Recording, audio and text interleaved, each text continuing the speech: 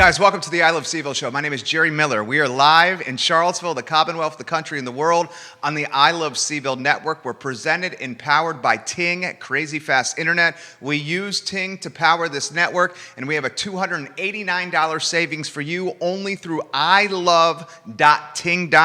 ilove.ting.com saves $289 on installation, a month free, and you get the best of the best. Judah Wickhauer is our director. Today's show is dynamite. Daniel Kaufman, moments away. This gentleman owns Bottle House. This gentleman owns Public. This gentleman, a co-owner in Pronto. Not only creating jobs, but today he is an evangelist and a champion for the restaurant community. Folks, I don't know about you, but people are being vaccinated left and right throughout this community. Unfortunately, many of our restaurant workers, many of the folks working at the front of the house and back of the house of our beloved brands are unable to get this vaccination in their arm. We'll figure that out, or at least ask the question why with Mr. Daniel Kaufman on today's show. We'll talk UVA basketball. We'll talk the firing of the UVA volleyball coaching staff. Scholarship female athletes literally have no coaching staff right now and cannot play the sport that they went to the University of Virginia to play.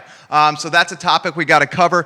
Judah Wickhauer is the director. Let's go to the studio camera, and without further ado, welcome a friend of the show, and Daniel Kaufman. How are you, sir? I'm well. How are you, Jerry? Doing well. It's good to see you. Good to see you again. First question, open-ended. How's the mental health? How are you holding up? How's the mental health? Oh, man. I'm doing okay. It's been a tough year for many of us, for everyone. You know, I'm nothing special in that regard. But it's there's a light at the end of the tunnel. I think. I'm trying to be optimistic. I was optimistic last summer, but I think with the vaccines here and more and more people willing to get out of the house, I think we could be looking at a good spring and even a better summer. But that's if we get things right, and I think that's why I'm here today as well. This vaccine situation it's kind of crazy. What's going on? So restaurant workers, as far as I can tell, and I've thought long and hard about this, but I can't think of any other industries other than dentistry that's dealing with unmasked guests on a day-to-day basis. Yeah. You know, and on any given day, I can come across 100 to 150 people unmasked. Now, granted, we're all masked in our restaurant. We're taking the precautions necessary that we've been taking this whole time. We actually go a step further. We ask our guests to re-mask when our staff are at the table. And most people are usually pretty good about that. Sure. It's pissed some people off because I don't think it's everybody has the same policy in place. But for us, we feel safe with it. I welcome people to visit other restaurants if they are not comfortable with doing so. But it gives us that extra level protection that makes us feel good. Now, with that being said, that missing piece for us is the vaccination. And currently, restaurant staff, we're a tier system here in Virginia, and I think I've done my due diligence on this one. We are still listed as 1C. The state lists a lot of other food service workers as 1B. These are grocery store employees, these are production workers, these are brewery and winery workers, butchers, things like that are listed as 1B, which is the current level eligible for vaccination right now. 1C apparently is sometime down the road. I've heard talk that it will be somewhat soon, but what's strange to me is that we weren't prioritized higher because of our vulnerability, because of the fact that we're interacting with the public on a day-to-day basis who don't have masks on. And if these masks have the efficacy, the safety precautions that we've all been led to believe, they've certainly done the job so far. We haven't had any COVID cases since June, and we've only had one amongst our staff, which we have traced to have come from outside of the restaurant. This would aggravate the hell out of me, and I'm going to offer some personal perspective, okay? Please. I'm going to be straightforward here. My wife vaccinated today. First shot, got it today. She's 35 years old, in perfect health. I signed up through the Blue Ridge Health District website. I got confirmation 2 minutes after Daniel Kaufman came in here that I got my first one next week. I can vouch for that. So the question I have for you, sir, is this. My wife's healthy, I'm healthy, our neighbors who have been vaccinated are healthy. We went through it the right way, just signing up through the Blue Ridge Health District. Why are we getting it before you guys? I don't know. And again, I don't take anything away from the people who've been vaccinated or invited to be vaccinated. I'm very, very happy for all of them, and I think it's great. I'm a little concerned that we weren't made, people in the hospitality industry weren't made more of a priority due to our vulnerability. But not just our vulnerability on this front as well. Also the fact that, unemployment is still sky high, and the vast number of those unemployed are from the hospitality industry. So the sooner you get us protected, the sooner unemployment starts coming down. I'm not an ex. I literally sell oysters, wine, and pasta for a living. So I'm not a virologist. I'm not an economist by any means. But common sense says to me, this is a group that you want to take care of early for so many reasons. And really, the number one reason for me is the vulnerability. I want my people safe as soon as possible. I'm not that concerned for myself. I'll be the last person to take it as far as I'm concerned. I think we have a lot of people who work very hard in this industry for probably less pay than what they're deserved at the end of the day. We should be looking after them.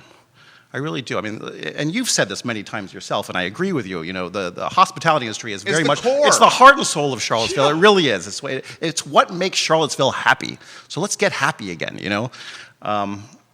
I'll further say this. So please. Scott Aaronworth, welcome to the program, the attorney from Virginia Beach. Hi, he Scott. says Public gets 2 thumbs up. Public has awesome bread. He just shared the show. You have a number of fans like Grace, Laura, Brian, and Steve Coppinger, who all have said Public is our favorite restaurant. We can't wait to get back there on date night. I'm seeing the comments here on the feed. Here's what I don't understand. I'm just going to throw it to you. This is called Two Guys Talking Common Sense. Mm-hmm. We have the city of Charlottesville and Albemarle County facing tremendous budget deficits.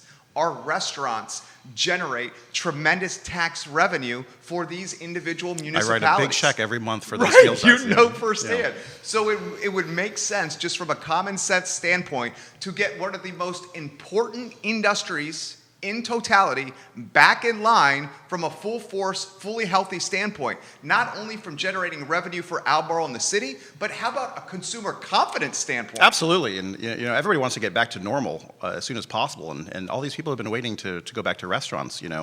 Of course, we're happy to welcome them back now, but I'm sure many of them would feel much better coming back knowing that the person looking after them, the person standing 2 feet from them, has been vaccinated, and that risk is gone.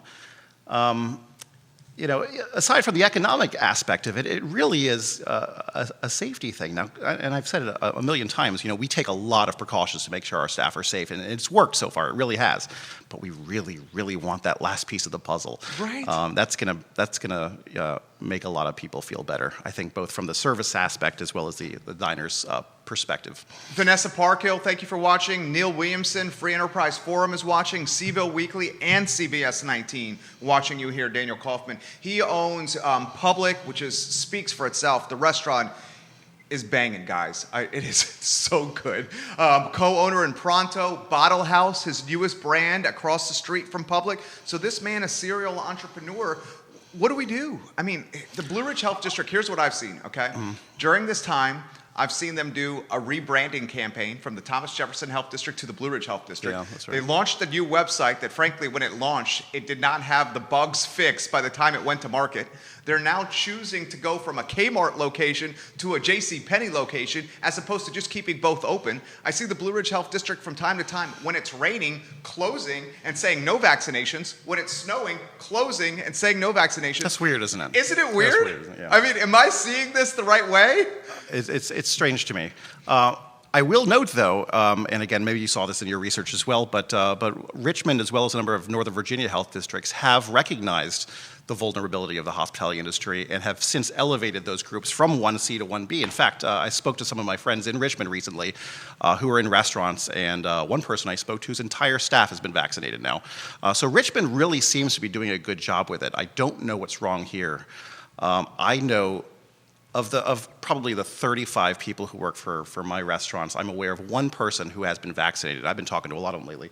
But she's 65, so she got it through age, which of course I think that's great. Those are the first people we should be looking at after the first responders, the people of elevated age. But from a vulnerability standpoint, I can't think of many other groups who are more vulnerable than us because of that absence of masks in the people that we're dealing with. Well, this is what I don't understand, and this is two guys that use logic to run their businesses here. I'm just going to go my wife and I. My wife and I go to the Blue Ridge Health District website. We sign up according to our age, our body type, et cetera, et cetera. We get notified, come get the shot. You guys are doing the same thing through the Blue Ridge Health District, and you're emphasizing your frontline restaurants when we're just saying my wife's a stay-at-home mom. Like, how is this happening? I don't know, and maybe it's just an attempt to get as many people done as possible, and putting aside, reasons for it. Maybe they're just pulling names out of a hat now. I have no idea how this happens. I don't want to give anybody the impression that I have any understanding of how this works. I'm looking at it from the surface, and from the surface, it looks like we're a vulnerable population. It should probably ahead of some other groups. But I take nothing away from the people who've been vaccinated. I'm really happy for them.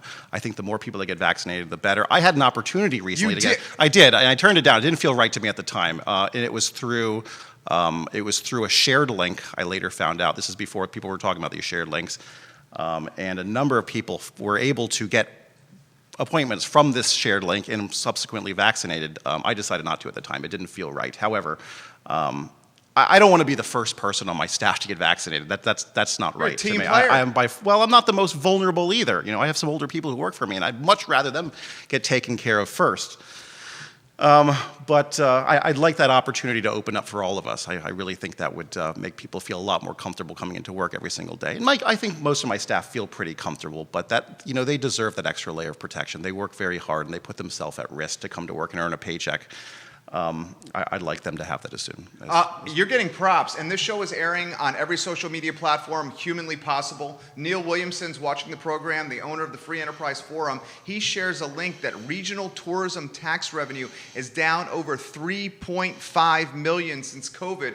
A direct correlation with tourism and tax revenue in restaurants like this man. It's a big chunk of change. Yeah, Ray Cadell, great restaurant public, #2 in my world, and I'll be back very soon. I was vaccinated on Tuesday. That was my second one. The Aberdeen Barn will always be #1, but public is #2 for me. That's great company to be in right there. More comments coming in from you. They've been beat by about 40 years, too. So. Oh, yeah. Kelly Jackson watching the program, and more comments coming in from Cindy Shorberg, the owner of Keswick Vineyards. Let's get to Kelly first, guys. Restaurant workers need vax ASAP. They are with the public that are not wearing masks. Why are grocery store workers in 1B and not restaurant workers? It makes no sense. And they have every right to be in 1B as well, I think. They have every right. They're dealing with hundreds of people in a day. They might be dealing with masked guests or masked customers, but from a sheer number standpoint, they're coming across so many people. I take nothing away from them for being in those groups. I don't take anything away from anybody. I just want to be. I think we should just be a little bit more of a priority. Cindy Schornberg, Keswick Vineyards. Trying to get a vaccine is like playing the Hunger Games, Daniel Kaufman. Kind of is, yeah. I've been talking to a lot of people. One of my former employees came into our shop the other day, and I was chatting with him. And he had an appointment for sometime this week. It might have been a couple days ago now. But he was driving out to West Virginia, I think, or somewhere near West Virginia. I mean, I've heard of so many people driving out to the boonies because this is where they're available, but that shouldn't be the case. No. Why is this? And did he get it? I believe so, yeah. So he drove to West Virginia, got the vaccination because he heard there were some open slots? Yes. My partner in the bottle shop that we've opened, she works for Capital One, and they've been advising some of their staff to drive to West Virginia and to Maryland to get vaccinated because this is where they are. They don't seem to be here, and I don't understand why. I don't understand. It is nuts. I mean, from my standpoint, there is no industry in Charlottesville that can help get this economy and community back on track than restaurants. We are a restaurant community. Yeah. This seems like an absolute no-brainer. What are your colleagues saying? First fellow owners. And again, I've been talking to them, and we can't seem to find any of our staff members who have been vaccinated. We have a group text that's been going. If anything, this whole thing has brought the restaurant community here together. We're allies in this. We're not competition anymore. We'll go back to competition when this thing's over. But there's some really good people in this industry. We've been in really good touch during this, and I questioned the group. I said, has anybody been vaccinated? Has anybody's staff been vaccinated? And the overwhelming answer was no, and that blows my mind. It really blows my mind. We employ so many people. I mean, it's less than before, but we employ so many people. It would do a lot to get things going again. It really, really would. Ray Cadell says, Lynchburg for me, my wife and adult children are on the way to Mount Jackson right now for this exact reason. Crazy. They're driving to Mount Jackson right now. He went to Lynchburg. I mean, we're not speculating. We're just two guys having a conversation in front of some microphones. Maybe it's an organization thing. Maybe it's this is the first time we've ever been in a pandemic thing, Yeah. so there's really no protocol. Maybe nobody said anything yet. I mean, maybe somebody finally spoke up in Richmond, and then they elevated the Richmond restaurant scene. Maybe somebody did the same thing in Northern Virginia. So I'm hoping that this has some effect. I'm hoping somebody hears this and like, wait a minute, he's got a very good point there. Let's fix this. Now there's talk that 1C is soon down the pipe. I don't know what soon means, but KJ says this. Kelly, great point. She says, CVS cannot ask for documents. You can sign up at CVS. Yeah, I wouldn't feel good about doing that. They cannot ask for documents or what group you're in. I've heard people suggesting that, and that doesn't feel right to me. Right? I don't. She said the system doesn't work. Is what she said. It's really weird. Yeah, I've had people mention that I should just say that I work for this or I work for this or I work for this. My people should say, and that's probably not how this should go. How did you go? Walk me through this. You had the opportunity to get vaccinated. Walk me through the mental conundrum that you were dealing with at that point. I had some guests in my restaurant, some regulars in my restaurant who I didn't see for a very long time because they were afraid of COVID. And I think they felt a little more comfortable coming out. They have not been vaccinated yet. They're not seniors by any means, but they're definitely older than I am and probably a little more susceptible to getting COVID than I am, or at least the effects of it. They hadn't been vaccinated. They hadn't heard anything. And I couldn't imagine saying that, that I have and they haven't. I mean, they've barely left the house in the last year. Who am I to have? It didn't feel right to me. Again, I want to say it again. Yeah. Not taking anything away from those who have got it. I'm really happy for them. We know that. But at the time, it didn't feel like the right thing to do. It was also before there was a lot of, it was a shared link. You've heard about these shared links. Oh, yeah. And I mean, one of the shared links got shared so widely that a ton of folks showed up at the Kmart location in the rain. Yeah. And then the Blue Ridge Health District said, you weren't supposed to be using this shared link and turned everyone away. I heard. I was there. Oh, you were there? I was there. Yeah, right? Was it like 100 people? So the first time this share link came my way, I followed the link and it specifically said, this is for this group, this group, this group. But I was told that they weren't qualifying those things. It was whatever, just pick one of these things. And I opted not to do it because it didn't feel right. The second time I got a shared link, none of those qualifiers were on there. It was like, if you've... it seemed eligible at the time. So this was shared to a lot of restaurant people. I know other people who did this as well. We signed up. We were able to get an appointment thinking it was legit, thinking it was okay. And we got there and they said, no, I'm sorry, we can't do it. This link was shared too many times. We don't have enough vaccinations. They also said they'd give us a call the next day or send us an email to Did that happen? No, didn't happen. Didn't happen for any of the people that showed up that day. And I felt bad as well because I shared it with some of my staff who showed up for an appointment as well and were turned away. So it's crazy, man. It's this whole situation it sucks. But maybe somebody will listen. Maybe somebody will take note of this and give a little more priority to this extremely large and extremely vulnerable group. And that's what I respect what you're doing. You're putting a spotlight on this. Erica Renee is watching the program.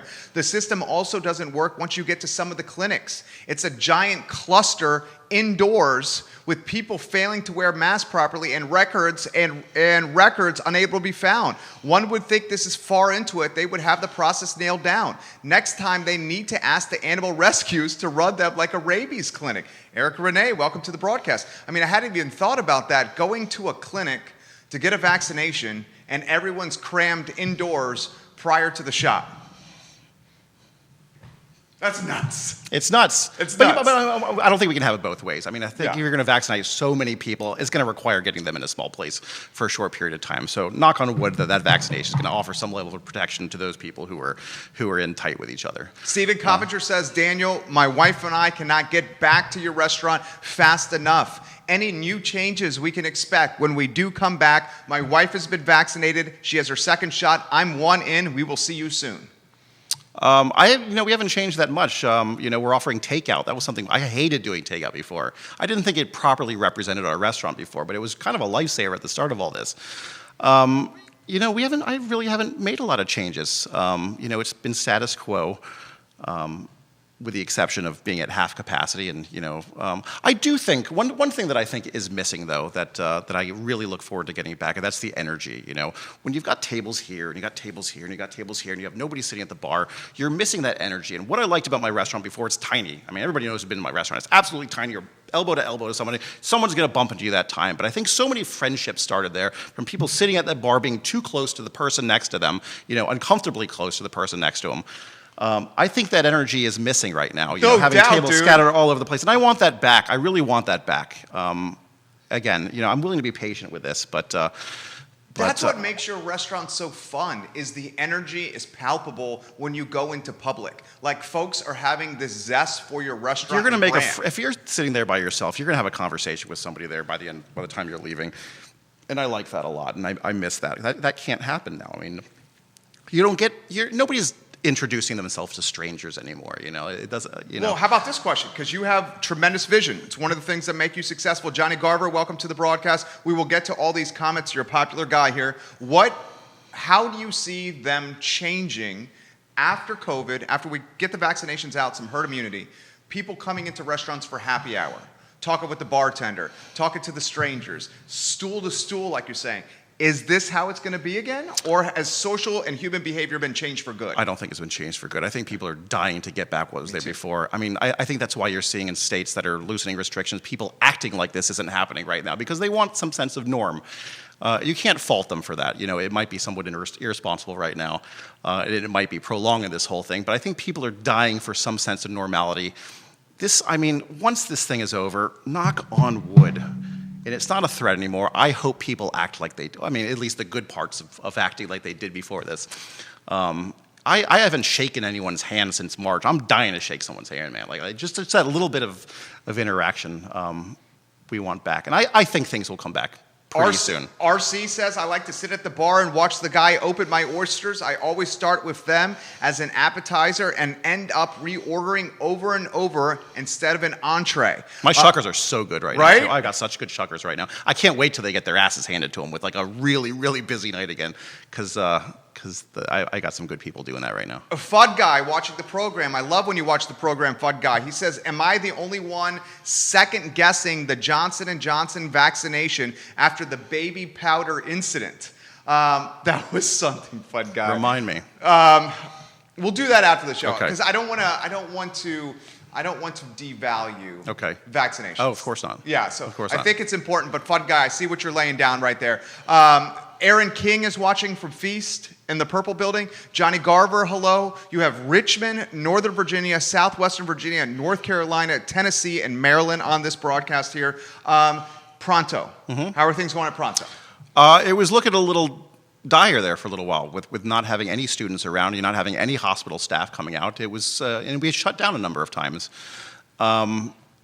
Things are looking bright right now, and I must say, as much as I hate government intervention on anything right now, those PPP loans, they saved us. They really did. We were running out of money with that, and that has presented a new ability to pay our rent and our payroll. We're behind on rent on that one, but I think we'll dig ourselves out sometime soon. Business has been not back to normal. What we're missing with Pronto, when they had in-person classes, you get all these massive lecture halls letting students out at the same time, and hundreds of students would walk by 6 times a day, and that's not what we're getting anymore. We're still getting students coming out for dinner, we're getting hospital staff coming out to lunch, but we're not seeing those huge swaths of students coming by, and I think it will take a normal return to UVA to see the business that we were seeing pre-pandemic levels. Scott in Virginia Beach, the attorney, one of the biggest foodies in Charlottesville, doesn't even live in Charlottesville. He lives in Virginia Beach. He says, please tell Daniel, I love this about public. You open at 4 p.m. Yeah. That's game changer. Yeah, we made that decision purposefully as well because nobody on the street was The open. earliest happy hour in town. Some of them were opening at 5 or 5. Some of these were opening at 5 or 5:30. Nobody's serving this community, and we get a lot of people who At will call 4. and book at 4 o'clock. Let me back up for a second because Sure. you were talking about Pronto a second ago. I don't want to get too far away because you mentioned Johnny was listening. I think it's important to say my involvement. Since I've been opening the beer and wine shop across from Public, in Pronto has been somewhat minimal lately, and I got to hand it to Johnny for sort of for taking the reins completely for that. He's been a great GM and a great oversight on that restaurant, and I'm very happy to have him as a partner because he's done a great job. So thank you, Johnny. Johnny Garver, you're A+ people in our book, absolutely. Paula Lawrence, welcome to the broadcast. Kenny Gilbert, welcome to the broadcast. I see McLean, Arlington, and Culpeper on our heat map right here. Throw this to you, Bottle House. Open a new brand and a new business. Yeah, and this is my first foray into retail, and it's one of my best friends, Guillaume Gasparini, his family owned the restaurant Palm in Gordonsville, which a lot of people remember, French restaurant that his father was a chef of until he passed away a few years ago. It was very sad. But we talked about doing something together for a long time, and outside of restaurants, what do I know? I know wine, so what are we going to do? He knows wine. We both kind of came through the wine world together. So it seemed at a time when restaurants were extremely vulnerable, a bad time to open another restaurant. So, and there was I had a little bit of savings to do something with, and I figured I needed to hedge my bet. So Guillaume and I and his wife Laura, we threw around a lot of ideas, and this is what we came up with, and it's been great so far. Good. It's been great. So Tell us about it. So we opened up a beer, wine, specialty gourmet and cocktail accessory store on West Main Street, 608 West Main, right across from Public. And the response has been fantastic. We're wine guys. I mean, we've been into wine for a long time. And I think there's a lot of snobbery that still exists in wine, You had the old breed of snobbery. It's much more approachable now. Well, before you had like the tuxedo-clad sommelier with a test of vin around his neck, and the sense of snobbery about it. And sort of this new group of young people came in and sort of took over the wine world. But they kind of injected a whole new level of hipster snobbery into it. And that's not what we want. We just want people to enjoy wine. Approachable. Yeah. And that's what we're looking for. We have some expensive bottles in our shop, but I also have $8 bottles that'll blow your socks off. So we're sourcing everything from local wines to international wines to natural wines, a great craft beer section, as much small production stuff as possible. We're supporting as many local businesses as possible. We like local stuff a lot. And I'll tell you, nothing has given me a bigger appreciation for locally sourced items than COVID has. I mean, it's really opened my eyes to the fact that there's a lot of small businesses that are suffering, and I think we should be looking after them, and we should be looking after the places in our community. Fun guy. I surprised my sister with birthday dinner at Public Restaurant last year, and we must have stayed for 2 hours eating and drinking, having a wonderful time. The house drinks are killer. Continues. Laura Carini says, Public is our go-to for date night. The service is always on point, and he makes seafood, for the word you just used, approachable. Yeah, and I'm proud of that as well. I'm really proud of that. I'm proud of the product that we source. I'm proud of the service that my staff bring to the table, pun intended. What do you think the rest of the year is going to look like? Roaring 20s? I don't know, man. I really don't know. I'm up and down every single day. I was talking to my chef the other day saying how badly we need to hire some more kitchen people. But I'm also afraid that we're going to hire them prematurely, and we're standing around with our hands in our pockets, But I want to be prepared once this thing has back to normal. When the governor says that you can, there's no more social distancing required in restaurants anymore. Put all your tables back, put your bar stools back. I want to be ready for that day one. I really, really do. As long as my staff are comfortable with that as well. But that's where I'd like to be. Can I answer a staffing question? Yeah, please. Prior yes. to COVID, yeah. The supply chain of front of the house and back of the house workers was stretched extremely thin. It's worse now, and I don't get it. It was a staff shortage. It's worse now. Now, with a lot of the restaurants closed, yeah. the staffers have changed careers and are doing other things. I think a lot of them are still in unemployment, to be honest with you. What is going to happen from a staffing standpoint when we reopen? I don't know. I have ads up right now, and I'm getting very few bites right now. I have hired some new people recently, mostly front of house people, but the back of the house is the tough spot. We've never paid our kitchen staff more than we're paying them now. So the incentive to work for us is greater now than it has been, with the exception of having to work with a mask on in a really hot kitchen. But I think it feels worse now, and I'm hearing that it's worse now. We have, what's our unemployment right now? Something like 7% right now? I don't know. I don't know these numbers. Are you concerned coming out of this that the staffing shortage is going to impact how restaurants can come back online? I'm worried for other restaurants more than I'm worried for mine. I think we'll be able to put a team together. But I know some other places are struggling probably more than me. Pronto is having a hard time finding kitchen people as well. We've always staffed the front of house over there with students And they're great. They're fine. And when they leave is when business slows down anyway. They go over for the summer. We don't need them much anymore, so it actually works out well. But it's cooks. I think the culinary talent in this town, there's a great deal of it, but everyone's taken right now, I think, or the rest don't want to work right now. I understand people's concerns with wanting to come out, and maybe these vaccinations will make people more comfortable coming back into the workforce. I really hope so, because we need people. We do. And Charlottesville needs you as well. Yeah. Throw this to you. A successful restaurateur, Mm-hmm. which you are, understands how to run a business, the financials, the food and beverage piece, but you also are a tremendous read of people and what they want and how to please them.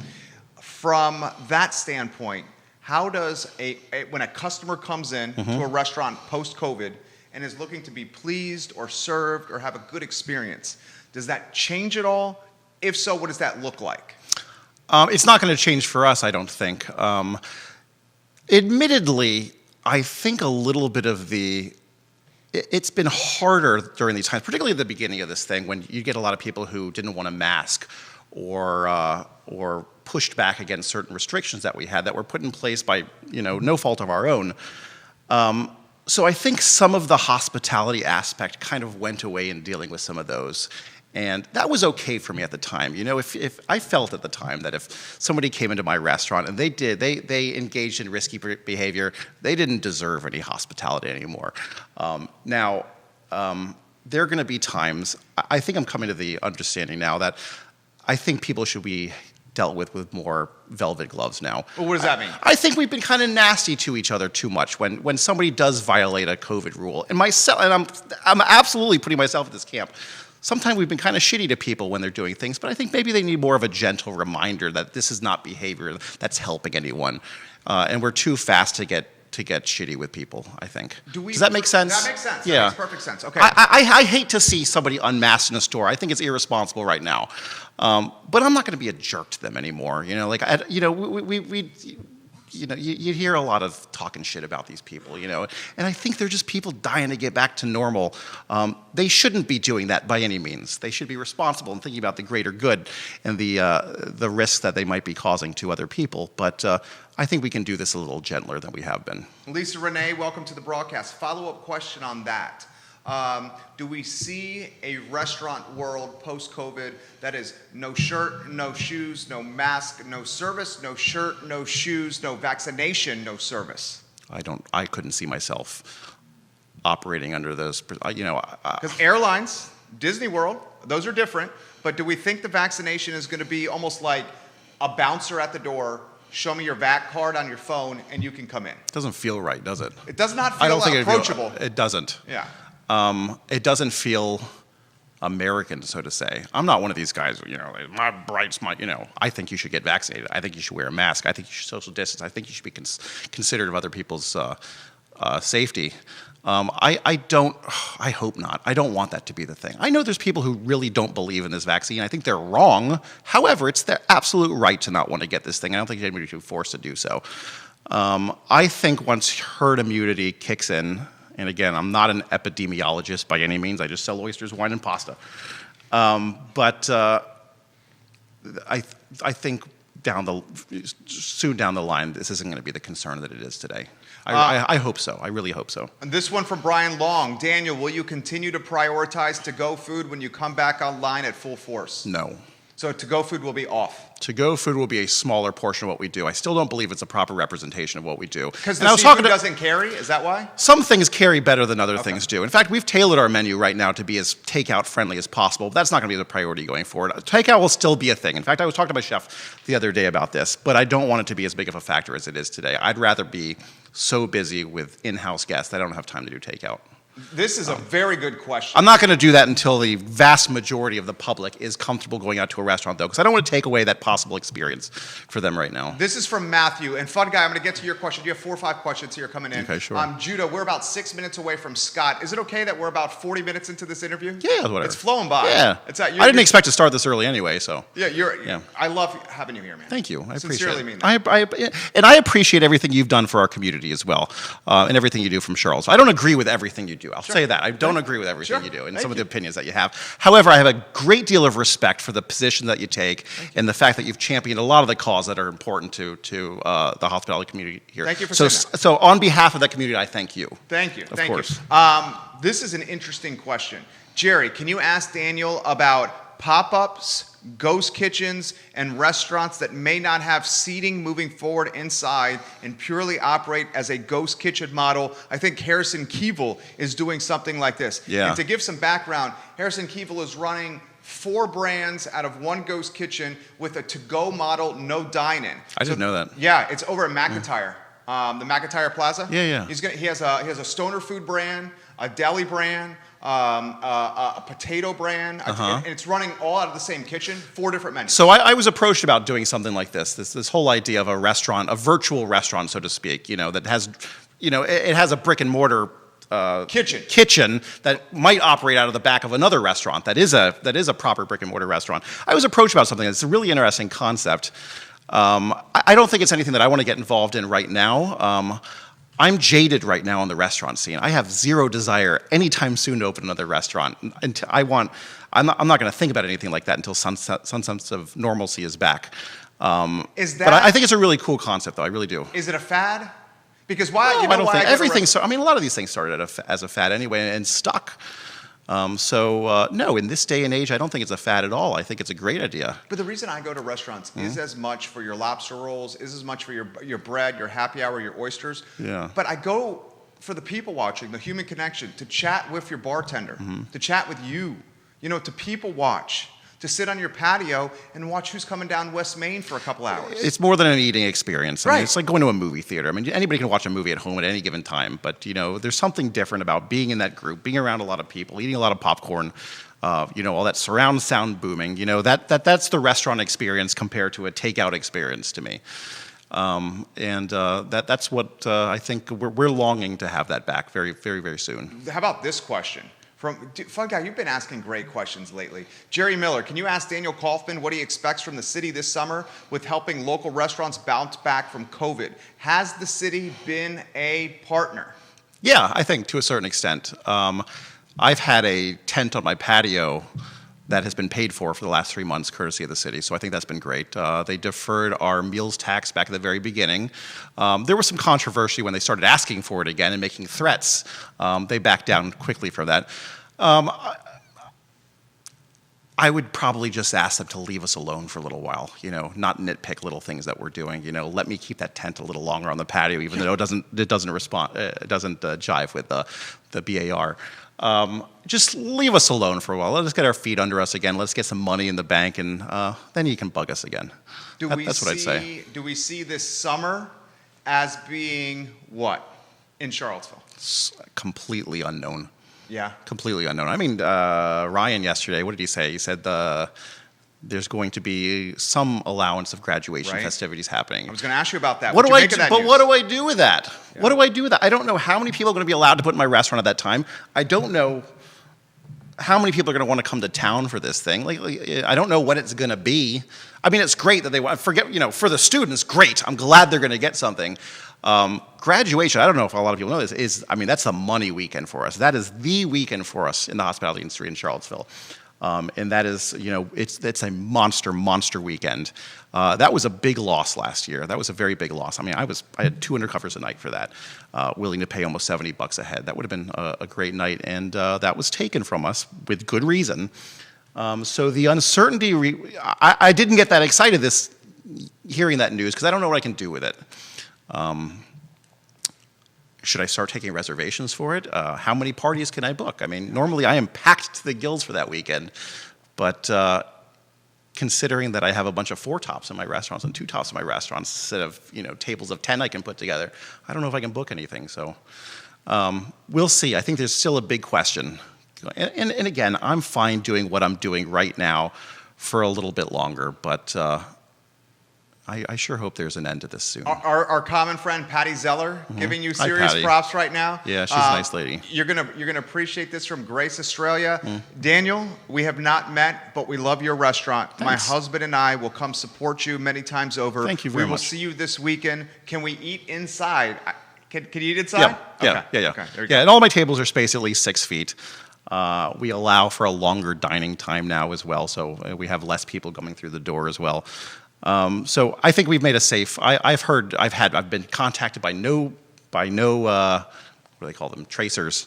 Contact tracers about anybody getting sick from having been in the restaurant. So I think we're providing a pretty safe experience. And like I said, I mentioned earlier, we take it a little bit further. We ask our guests to put the masks back on when my staff are at the table. In fact, one of my servers was really clever about that. When we seat somebody at the table, the guests are looking at the menu. We take a drink order. She leaves the table, and she'll say to them before she leaves, what does she say? She says, just go ahead and throw your mask on when you're ready to order. So she won't even go back to the table, which is great, and they appreciate that as well. That's become the signal to, I'm ready to order now, because the entire table has their mask on. So little clever things like that, I think, have made this a safer experience and for everybody involved. I am a huge fan of Daniel Kaufman, if you have not realized, and I love Public, if you have not realized. In fact, I have ties to Public from when it was One Meatball Place, when we launched the brand for Richard and Meg Zakin. I still write him a check every month, and too. Then he's held the note for the original sale, yeah. And then we go into Public and enjoy his happy hour, his bread, his lobster rolls. Okay, get us out of here on this note. This has been a phenomenal interview. In about 30 seconds or so, how about a message for the Charlottesville community? Everyone that's watching. I would just say, for the most part, everybody has been great, and the overwhelming support has been fantastic through this, through a tough time for our industry and for every industry. With that being said, maybe with the exception of Amazon or some of those big box places. Target, Costco. They've all done well. I'm not worried about them. But it's been a very supportive community. For the most part, it's been overwhelming, and I would thank everyone, and I would want to thank my peers in the restaurant industry as well for being so supportive through this and offering a little bit of therapeutic intervention from time to time. What does that mean? Well, we're all kind of there for each other. We bitch to each other, we support each other, we offer incentives or advice. A lot of these ideas that we're doing here has just been shared amongst us, and I think it's a really tight community who cares about one another. It's not about competition, it's just about looking out for one another. I think that's great. You are the man. I sincerely mean that. Thank you. Thank you for coming on the show. Very happy to. Anything you need, anytime. We will you. change the schedule, rebook, and roll out the red carpet for you. Which camera's on right now? This camera's yours right Bottle House, 608 West Main Street. Come check us out. There you go. Thank you, Daniel I gotta get a Kaufman. plug in, yeah. You have a good afternoon, sir. We'll see you soon. Thank you. All right. Yes, sir. Yes, sir. That way. Daniel Kaufman, Boys and Girls, Bottle House, Pronto, Public. He's creating jobs, and he's doing great things for this community. I love this guy, and I love the business he's running. Judah Wickhauer, I'm going to give you this over here. Take care, Daniel. Here's the phone. We're going to welcome Scott Elliff from the Forest Lakes Neighborhood Association. He successfully lobbied Albemarle County and some of his peers. Scott, give me 1 second, and we'll go to you in 1 second. You are live, Scott, here on the show, but give me 1 second. Scott and the Forest Lakes Neighborhood Association, along with maybe the Holly Mead Association, and he'll help educate us on this, successfully lobbied Albemarle County leadership and kept added density from coming to the northern part of the county of Albemarle. All right, Scott, the show is yours. Where should we start, Scott? Well, you're in a little bit of a fishbowl, but I don't know whether you can hear me okay. We can hear you. Perfect. Yeah, well, thanks for having me back. I was on your show, I think, a week or two before the hearing with the Planning Commission about the what they call the RST development up in the Forest Lakes, Hollymead area. And we had that meeting, so I think the purpose today would be to give you the readout from it. Okay, do it. The show is yours. We have you on speakerphone. I'm a little further away from the phone. That's why you hear a little bit of a fishbowl, but your audio is coming in loud and clear. Scott, the show is yours. Tell us what's happening. Well, we were pleased and gratified. We got the result that we wanted. We had a very extensive hearing with the Planning Commission. They listened very well. In their comments at the end, they fed back a lot of concerns that we had. And ultimately, they deferred the proposal. In fact, they deferred it because the developers' reps stepped in and said that they would want a deferral, which I guess happens quite a bit when you see the writing on the wall is that it would be declined. And so they're been sent back to the drawing board basically to rescope, resize, rethink this whole development based on the wide range of concerns that we showed about it and that we talked about last time I was on. When you guys were in front of the Planning Commission, I was reading Allison Rabel's story in the Daily Progress, and she characterized it as, and I'm using my words here, as a very organized effort, people working in concert. Correct me if I'm wrong, you guys did a PowerPoint presentation from someone in the industry of what the area could look like if this density is added. Can you give us the flip book of what happened from your perspective at that Planning Commission meeting? Right. Well, I've participated in some other public meetings, and God bless the people that are commissioners and supervisors and all. When they hear from the public, it's often kind of a little rambly and repetitive and light on specifics and everything. So we took just the opposite approach. We had a very comprehensive approach. You only get 3 minutes per person, so we had about 25 people from our community. The president of both of the boards, longtime residents, moms, retired people. There was a zoning attorney on there. There was an environmental scientist on there. We actually contracted for some outside expertise on traffic and on community design and so forth. And so we heard from them as well, and used a PowerPoint to show actual illustrations of what the place would look like, how dense it was, what the views would look like from the surrounding community, how long the traffic backup could be in the mornings, environmental aspects, the report from the school district about overcrowding and future trends. I mean, we hit it from just a ton of different angles, and a couple of people afterwards told me they thought it was kind of the shock and awe approach, I guess, to coming at something like this. But we were certainly organized and united and comprehensive, and I think very analytical and thoughtful in what we came up with. And so we're pleased and gratified that all that was written into the record and understood, and that the developer is supposed to go back to the drawing board and start all over again. What do you say to this? Neil Williamson posted on the feed, as I stated last night, NIMBYism is our greatest challenge to affordable housing. NIMBYism is not in my backyard, an acronym. What do you say to the folks that say your efforts are NIMBY in their foundation? Well, NIMBYism to me is kind of without substance. It's just I don't want it. Ours was just the opposite. We studied the traffic. We studied the environment. We studied the schools. I mean, any place you live, anybody, you got to look at what's the impact going to be on the surrounding community.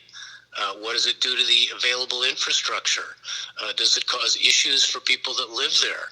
In some sort of quantitative, real sort of way. They had a dormitory quad set of buildings that were 3 times higher than any of the buildings around, with a very limited tree buffer overhanging an existing community. It's not right. Block out the sun, basically, for it. Noise, pollution, lack of tree cover, all kinds of elements here. If you lived there, you would have felt exactly the same way. So it's very substantive. It wasn't just sort of a knee-jerk reaction by any means. Throw this question to you. What's the feeling, what's the temperature within Forest Lakes, the neighborhood now, within your neighborhood association, with what's transpired so far? Is there a sense of relief? Is there a sense that this is behind us? Or is there a sense of there's still uncertainty on the horizon? Oh, well, all the above, probably. Mostly, I think, uncertainty, because, this is only one step in the process. I mean, they have to get through this hurdle, and then, assuming that they do with a subsequent design, then Board of Supervisors as well. We started it by saying we're not opposed to development. This is in the growth area. It's a parcel that can and should ultimately be developed. It's just got to be done the right way. It's got to match the county standards and the requirements, and be appropriate to the general area and so forth. And so I'd say there's probably, what do they say in Washington, cautious optimism, I suppose. about this. We laid so much on the table. I think it's can't just be ignored and just moved forward. I think all these issues, as challenging as they are, need to be addressed, and we're hopeful and confident that they will be. Can you put in perspective the effort that you guys to get to this point? I've been told that monthly HOA dues were increased to help support this effort. Is that accurate? And then can you also characterize the behind-the-scenes effort that went into this? Well, not quite right on the dues. I mean, I'm on the board, and we set the dues every year. The dues increased for other reasons. I mean, the minimum wage is going up, and we have a couple of pools and employ a lot of guards, so that's going to be added costs for us. COVID added costs for us for cleaning of our gym and other facilities and so forth. We have contracts for landscaping and pay utility bills and everything. So we did contract and spend some money to get outside help on this, expertise on it. Just frankly shows how much we care. But that really wasn't the reason that dues went up.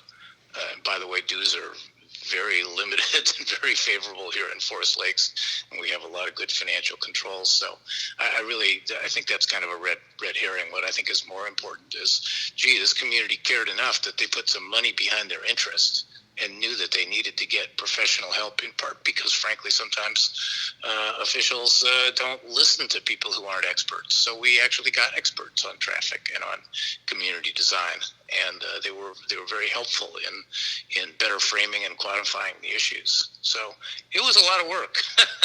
I was on vacation most of the time when we were pulling it together, so I had calls with people pretty much daily in terms of what their topic was going to be and what they would like to say, and what kind of PowerPoint page they would want for it, and coordinating the outside experts and all the different perspectives that we had in the community. We had a whole bunch of calls and so forth. So it was a significant effort, but that's because this is a very important issue, both for us and, frankly, I think it's kind of setting the stage for future development for Places 29 and 29 North here. I think it really brings into focus a lot of the issues that are going to need to be assessed, both just with this parcel, but also with the other potentially developable parcels up and down 29. All right, 2 more questions for you, Scott. We appreciate your time, sir, on the program today. Neil Williamson has a follow-up question from the Free Enterprise Forum. He says, are Scott and the Forest Lakes neighborhood looking to change the comprehensive plan to reduce density in the comp plan? Well, that was not our objective. That's not what we went in with it on, but frankly, I have no idea where the range of quote-unquote allowable densities came from in the Places 29 plan.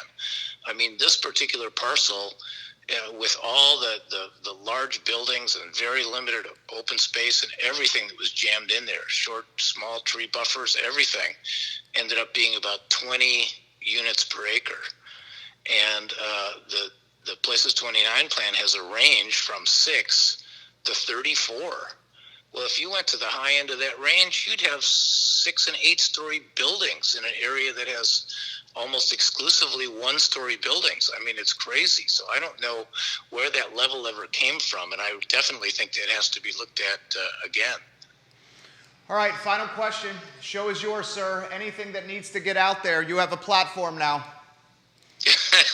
Well, you challenged me when I was on the show before, based on your experience in Glenmore, that we needed to be organized and bring our best efforts to the table. And I'm pretty pleased that we actually did that. And we put down a marker here, and I hope it'll proceed well. The Planning Commission also said that developers should work more with the community because they didn't work with us really at all beforehand.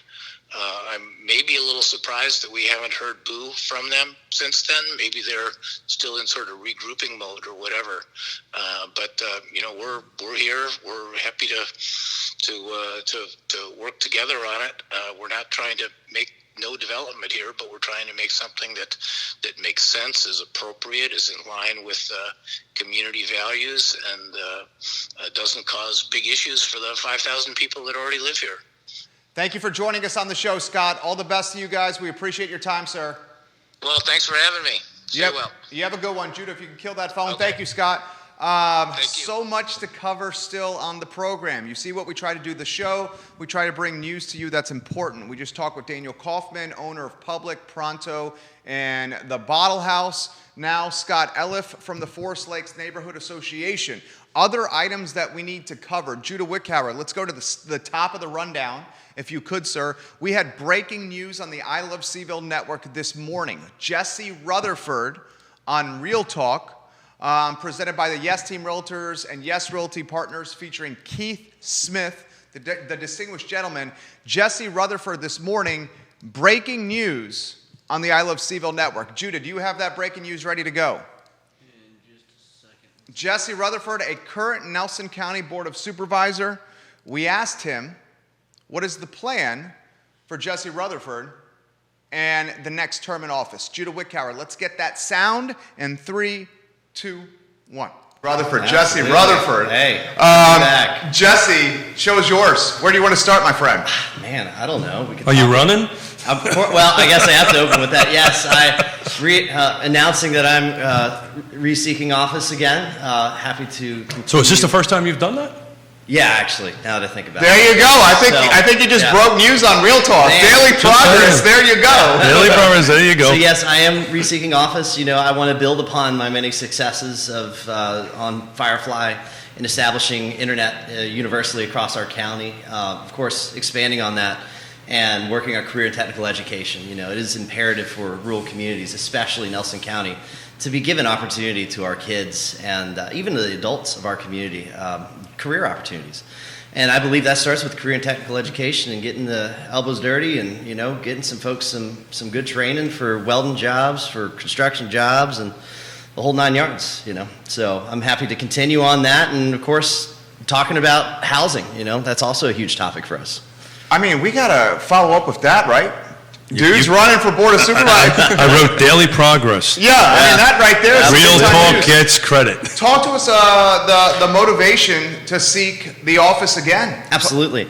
You know, I think there are a lot of successes, of course, when we talk about internet, and I have a lot of goals that I want to finish. You know, when we talk about the towns of Lovingston, the beautiful town of Lovingston, and the opportunity that it poses to be a new place for business and also for people to live. I mean, Nelson County is a beautiful place, and it has a lot of opportunity for good, smart growth. And Lovingston is going to be a beacon of that, working on streetscape revitalization, talking about putting in bricks and brick sidewalks and putting in street side lights. You know, those things are just a critical piece. And we're going to work on doing some grant research over the next couple of years. Of course, COVID, you know, the biggest excuse of the century. But it truly was a huge hamper in some of those efforts, and I want to continue on them and build on them. And of course, looking at the town of Schuyler, a forgotten town in decades prior, you know, making that a place that has so much potential, not only for building up the people who are currently there, but it is a great place for people to live. It's affordable, and man, in terms of the drive to Charlottesville, it's shorter in a lot of scenarios. So, you know, I want to kind of build on that and try to work on those communities. NBC 29, welcome to the broadcast. Look Hey, at this. We got some news out there. Do you want to guys. repeat your announcement for 29? Hey, 29, I'm rerunning for office again. Yeah, that's breaking news you'll see in every media publication over the next 72 hours. Heard this morning on the I Love CVille Network on Real Talk with Keith Smith, presented by the Yes Realty Partners. Jesse Rutherford running for another term for Nelson County Board of Supervisors. Another piece of breaking news from the interview this morning. I have emphasized on this network for about a year now the value of sports tourism. I grew up playing soccer, okay? Soccer was my sport. Played travel or club soccer.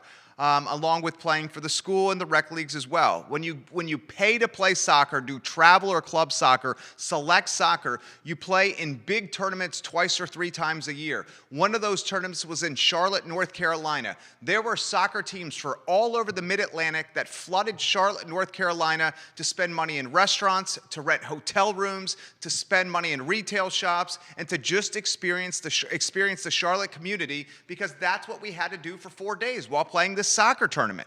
Folks, why does that not exist in Charlottesville or Albemarle County? While thinking about that today on Real Talk, Jesse Rutherford mentioned that Nelson County, which has tons of money in its coffers because it's been very fiscally conservative over the years. Jesse Rutherford, Nelson County Board of Supervisors, mentioned on the show today that Nelson County is looking to build a sports complex that can be a regional draw, and they are going after sports tourism dollars. So folks, I have said many times on this program, Ann Malik, Ned Galloway, Donna Price, Liz Palmer, Rick Randolph, Albemarle County leadership. Let's go after sports tourism by creating a fantastic sports epicenter somewhere in the county, whether that's Darden Town, whether that's north of town, east of town, wherever it is, we need one. Nelson County is now going after this tax revenue. Nelson County may be the first county in Central Virginia to have this type of sports complex to attract the regional advertising dollars to their municipality. Is Nelson County local government upping or beating Albemarle County local government to an opportunity that has tremendous return on investment possibilities? Sports tourism, think Richmond, Virginia. Think Richmond Striker Park. The Richmond Strikers are a private club team, and they've built an epicenter for soccer. Richmond often, yearly, hosts regional soccer tournaments, and thousands of kids and their parents flood Richmond to spend their money. Think about this. Why is this not happening in Charlottesville? Charlottesville and Albemarle County have the University of Virginia in its backyard, one of the best athletic programs out there. Charlottesville and Albemarle County have resources that a lot of municipalities do not. Nelson County is going to the wall and building a sports complex, trying to be the first to market in Central Virginia to host regional soccer tournaments so they can capture the tax revenue. Think about that. So props to Rutherford, props to Nelson County, and props to their government for being ahead of so much, whether it's broadband internet, whether it's being physically conservative with taxpayer dollars, and now this sports complex. Judah, have we played that sound yet? Yes, sir. Let's play that. If you have that ready to go, my friend? Let's play it in 3. Here's Jesse Rutherford on the sports complex from Real Talk this morning. 3, 2, 1. And guess what? We were very cautious when it came to capital improvements, and we're very cautious in looking at what major recurring expenses we would take on. And, as we're looking at this, we now have a great opportunity to look to the future and how can we now take advantage of our next steps. Guess what? We did internet, and now we're going to be looking at potentially doing a sports facility in Nelson County. Get out of town. Yes. Did you know that, Smith? Yes. I just learned that. So one of the things that we're going to be looking at is, since we're so fiscally responsible that we've said, you know what, it's time for us to get ahead of Albemarle. It's time for us to get ahead of these places. We don't want to boom. We don't want to be a crowded town. But we want to be a place that you have so much value to live there even further. So we're looking at doing a recreation facility potentially. What's that mean? So that means basically we're going to be looking at giving our kids state-of-the-art fields, state-of-the-art lights, state-of-the-arts. Basically anything that has to do with sports, we want to be the sports arena potentially. Are you going after sports tourism? I think we're going to be looking at, I don't know if you know South Hill and their kind of concept. Basically, they have a little bit of a similar, where people come all over the state to participate in tournaments there. We're kind of looking at that, but we want to really focus on the kids in Nelson and how it is that we can not only have the internet access in the great school system, and of course, but we also want to be able to, encourage athletics. We think that's a very important piece of our county and the future of our neighborhoods, All right, so that was Jesse Rutherford on Real Talk this morning on the I Love CVille Network. Airs Tuesdays and Fridays at 10:15 a.m. featuring Keith Smith of Yes Realty Partners and Yes Team Realtors. A couple more items out of the notebook. First, UVA basketball, and then the soap opera that is UVA volleyball. The hoops first. Virginia has got Ohio on the docket. A game of epic proportions, number 4 UVA against number 13 Ohio, 7:15 Saturday night. Folks, it's on True TV. We will all be watching this game. The Wahoos, a 7-point favorite as of now. Everyone's asking, who's the UVA basketball player who has COVID? Well, we'll find out when that basketball player is either not on the sidelines, if he's a bench player, or not in the starting lineup, or one of the first guys off the bench, if he's a starter or a key contributor off the pine. We'll find that out tomorrow, okay? I will say this. From my standpoint, I was having this conversation yesterday with family and friends, my wife included. Of any guy on this team, I would say Kihei Clark, if he's the one that has COVID and cannot play these 2 games, that would impact the team the most. I am not saying Kihei Clark is our best player. I am saying Kihei Clark is our most important player. And Kie having COVID and not being able to play, I'm not saying it's him. I'm just talking out loud right now, okay? You can make a strong argument for Sam Hauser, for Jay Huff. You can make a strong argument for Trey Murphy, 3 sticks. Those 4 guys, the nucleus of the team. But from my standpoint, the most important player on this roster is a 5'7" scrappy point guard with a high motor that goes after opposing point guards from a defensive end. If he's the one that has this, that's impactful, okay? I don't think it's him. I'm not saying it's him. We'll find out tomorrow who's got it. Now let's talk about this basketball game. Wahoo's, again, a 7-point favorite. I've said on this show many, many times, one of the X factors of this team is the value proposition of Trey Murphy 3 sticks and the scoring he offers. When Trey Murphy 3 sticks scores 12 to 16, 17 points a game, it opens up the entire offense for Jay Huff, for Sam Hauser, and Kie Clark to do their thing. When Trey Murphy 3 sticks scores 2, 3, 4 points a game, like he has sometime this season, the offense is really bogged down, and defenses can shift their attention to Sam, Jay, and Kihei. So Trey Murphy 3 sticks, a critically important part of this basketball team. 7-point UVA favorite as of this morning. 7:15 tomorrow night on True TV. Let's talk volleyball. Did you guys see the news that the University of Virginia Athletic Director Carla Williams fired the entire University of Virginia volleyball coaching staff? There was an internal audit done with the volleyball program in the middle of the week. 24 hours after this internal audit the athletic department did on the volleyball team, 24 hours after this, the athletic director of the University of Virginia pink slipped, canned, fired, hit the road jacked the entire coaching staff.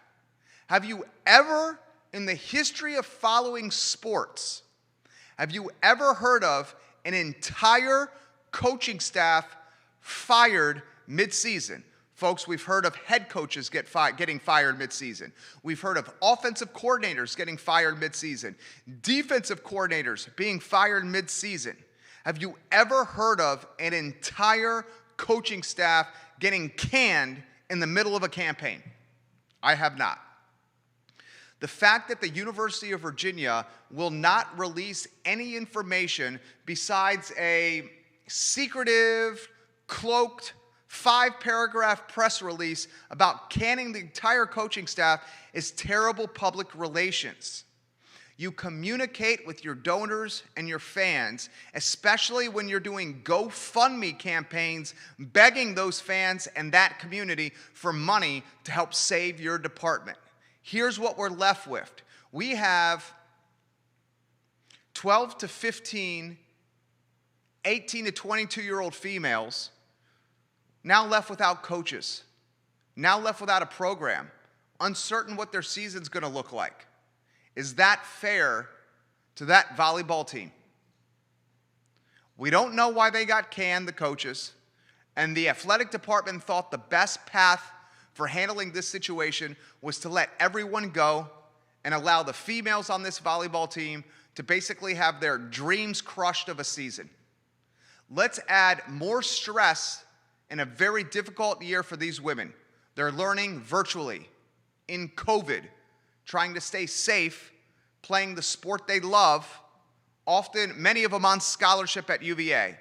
Now UVA says, coaches are canned, season's in limbo, wait to hear from us. We're not going to tell you any more for now.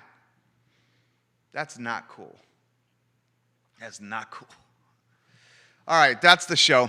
My name is Jerry Miller. It's the I Love CVille Show. If you want the best internet in the business and it's Ting, use this link, ilove.ting.com, ilove.ting.com, and you're going to save $299 on the best internet.